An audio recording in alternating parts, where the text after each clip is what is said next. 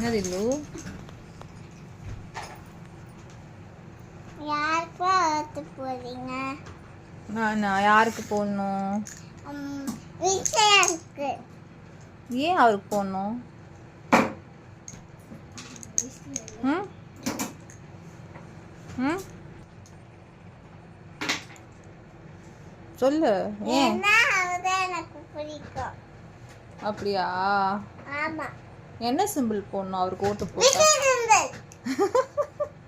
அதே நீ கையிலே வச்சிட்டு இருக்க. அப்படிதான் வச்சிருக்குவேன். அதில் விஜய் அங்கிள் இருக்காரா காமி? பாரு, யார் கொடுத்தது உனக்கு?